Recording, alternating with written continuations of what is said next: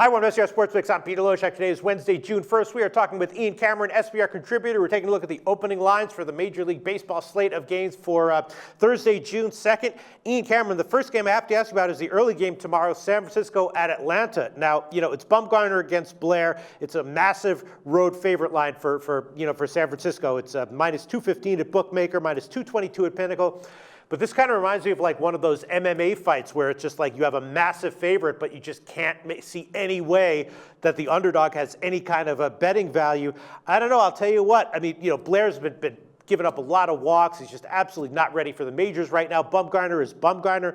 I'm thinking about taking a shot with San Francisco at this line. What do you think about the San Francisco opening line of about minus 220? Yeah, I mean, Bumgarner, of course, for the San Francisco Giants, just continues to be his usual self, just rock solid, reliable. I had concerns with him actually coming out of spring training and actually did have some success fading him very early. But whatever kinks he had with walks, with some injury issues, concerns he had, those are well behind him now. And he's really pitched well, specifically of late. I mean, just in his last three starts, it's been dominant. Madison Bumgarner, 0.79 ERA, 2 earned runs allowed in his last 22.2 innings of work, 4 walks to 23 strikeouts over those last 3 starts. Naturally, the Giants 3-0 in Bumgarner's last 3 starts, and in fact, they're on a really nice run. They're 7-0 in Bumgarner's last 7 starts. So this team's winning with him on the mound. And do you trust the Atlanta Braves and their .216 team batting average against lefties to hit quality pitching like Bumgarner? I don't. So, yeah, I wouldn't want to go with the Atlanta Braves in this matchup. And Aaron Blair, he's a young pitcher that is still trying to work out the kinks and become consistent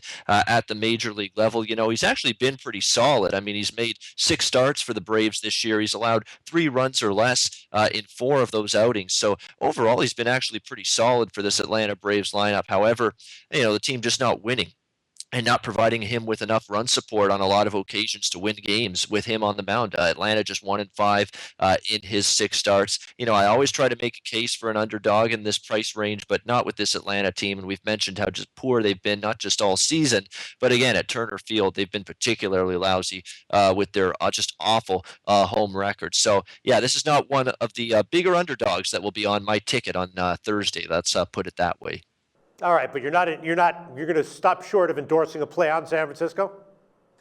A little bit too pricey, okay. Just because the San Francisco Giants offense has been a little bit All right, spot. fair enough, Ian Cameron. Then the next game I'm looking at, which I actually already hit this one, Ian Cameron, is Pittsburgh and Miami. Nicasio and Chen. Nicasio have been very, very vulnerable on the road this year after his awesome spring start, which obviously didn't mean much. And then Chen, a reliable guy, kind of consistent, but now kind of consistently getting hit. He's a guy who, will give you a nice 5 or 6 inning start once in a while, but sometimes also give you a 5 or 6 inning start where he's giving up 3, 4, or even more runs. And I took a shot with the over. I took 8 minus 119. I think both these starting pitchers are vulnerable. And what do you think? Easy no-brainer over here?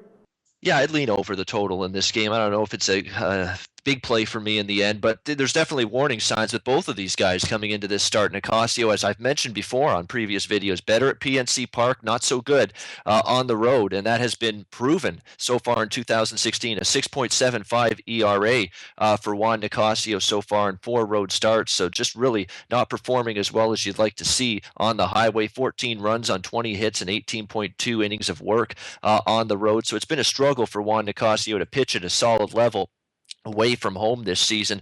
And then on the other side, you've got Wei-Yin Chen, a guy that I thought started the season pretty well, looked like he was going to be a bet-on pitcher, got off to a really strong start. He was going through a nice run there where he was giving up, 3 runs or less pretty much in every single start. It's been a little bit more rocky for him as of late. And don't be fooled by that last start against Atlanta. I mean, 5 innings, 1 run on 2 hits, but he was laboring quite a bit in that start. There were guys on base, it seemed, in every single inning for the Atlanta Braves against him. And if that's any sort of better team and better lineup, maybe they rock Chen in that game instead of him getting off the hook time and time again against the Braves in his last trip to the mound. So I do have some concerns here with Wei-Yin Chen. At home, he's not exactly been lights out, that's for sure. A 5.35 ERA, 21 runs allowed in 35 innings pitched here at Marlins Park. So, yeah, if you're endorsing the over, I wouldn't talk anyone out of that. I have a trouble trusting this Marlins lineup, especially, we're waiting for, Christian Yelich to get out of his funk since returning from the DL. Giancarlo Stanton, of course, has had a very disappointing season at the plate.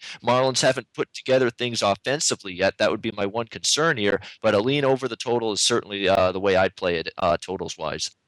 All right, sounds good, Ian Cameron. And then we have Alfredo Simon, Mr. Auto Fade, making a start at Coors Field. And I don't even know really what to say here. I'm rarely at a loss for words when it comes to sports betting analysis, but Alfredo Simon starting at Coors Field. What am I supposed to say here, Ian Cameron? Why did you tell us what you think? If you have some words for this, you chime in, Ian Cameron. Alfredo Simon, Mr. Auto Fade, making a start at Coors Field. Well, what do you say other than he sucks? He's terrible. It's a terrible fit for him. There's nothing to say at this point, nothing at all. A softball pitcher might be able to pitch better than Alfredo Simon in this ballpark here on Thursday night. I mean, that's really what he's throwing up. He's throwing up just absolute garbage. Meatballs are going toward home plate out of Alfredo Simon. You could eat them instead of hit them, to be honest with you. I mean, it's just absolutely pathetic right now, what we've seen all year from Alfredo Simon. We've talked about this guy ad nauseum. He's been a non-stop bet against pitcher for me right from the very onset of the season. And he was a bet against pitcher for me last year, too. I mean, it seems like I've been just betting against this guy almost every start for the last, year or so, and with reason. I mean, I can't believe the Reds still have him in the rotation, but guess what? Brian Price's hands are tied. You look at the Cincinnati situation with their pitchers here. I mean, John Moscott just came back from the DL. Look at all the guys. Raisel Iglesias on the DL, Tim Adelman on the DL, Anthony DeSclafani on the DL, Michael Lorenzen has been on the DL all season, hasn't even made a start. He's actually one of the guys on this pathetic Reds rotation that actually has some kind of upside. Lorenzen, he hasn't even pitched yet. Omer Bailey, dope. He hasn't even pitched yet this year for the Cincinnati Reds. So just a ton of issues here for Brian Price. And as a result, because he's got no options to turn to in his depleted rotation, I got to send Alfredo Simon out there every 5 days, hold my breath, and hope for the best. Well, instead, you're getting the worst. And it just continues for Alfredo Simon. He's got a 14.79 ERA in 4 road starts. He's allowed 25 runs in 14 innings pitched on the road, 10 walks, 9 strikeouts, horrendous numbers. The only issue is Eddie Butler. I don't really trust him either. I think he's a marginal starter for the Colorado Rockies. He hasn't exactly pitched well this year. Coors Field, he has a 6.57 home ERA. He's allowed 9 runs on 15 hits and just 12.1 innings of work pitched in this ballpark. The Reds bullpen remains dead last in Major League Baseball, so Colorado should be able to score runs early and late, but it's not like the Rockies bullpen is that much better. Colorado ranked 24th in Major League Baseball in ERA, so it's not nearly as bad as the Reds bullpen, but it's not very good either. So I'd expect runs early. I'd expect runs late. We've seen 19 runs scored on the Monday game in this series, 21 runs scored with these two teams last night. Can we get to 12 or more in this game to send it over the total? I think so. I will play this game once again over the total. That's what I'm thinking as well. I hope for Alfredo Simon's sake they soak the hell out of those balls in the humidor before they give them to him to pitch, because if not, Colorado might get over 11 just on their own by the 5th inning. All right, we got 8 other games on the Thursday card. Ian Cameron, what'd you like to bring to our attention? Well, let's go.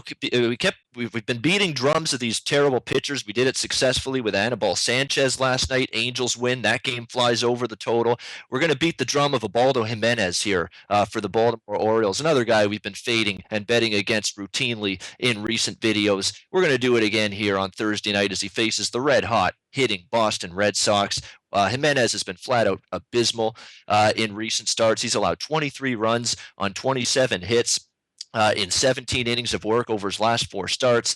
Baltimore 1-3 in those outings, and the over's a perfect 4-0 during that span. 14 walks, 10 strikeouts in those 4 games, struggling with control. With his struggles and with just how badly he's been hit in his last 4 starts, he might be just a powder keg ready to explode here when he faces this Boston Red Sox team the way they're hitting. I mean, you look at what Boston's done, it remains impressive. They've already mashed Baltimore pitching in the first 2 games of this series. Wouldn't surprise me to see the Red Sox do the same here against a struggling, reeling Ubaldo Jimenez. Another guy you may want to watch out for. He may be on the DL pretty soon. I think there's something going on. I know he's been bad, but I don't think it's all just him being bad. I think he's hurt somewhere, and I think this is maybe our last chance to fade him because I think he might be on the DL with one more bad start here against Boston. And on the other side, you got Rick Porcello. His numbers aren't great; they're not spectacular by any stretch, but he's been solid most of the year. He's allowed 3 runs or less in 7 of his last 9 starts. Boston is 7-3 in Rick Porcello's 10 starts overall this season. I think he can outduel Jimenez. The Boston lineup is potent right now. So I'm going to go side and total in this game, Pete. I'm going to look at Boston as the moderate road favorite. You can get -120, -122 in that range with the Red Sox right now in this game. And I'm also going to play over the total of 9.5. I think Boston can get 7 runs, 8 runs, maybe even more than that by themselves in this game. You just got to hope Baltimore chips in a few themselves, which they should be able to do. So I'm going to bet the Red Sox and the over, maybe our last chance to get in on the Ubaldo Jimenez fade train on Thursday night. Okay, yeah, and of course that also implies this bet on the Boston team total over as well. Ian Cameron, thanks so much. Talk to you again very soon. All right, thanks, Peter. Enjoy the games and good luck.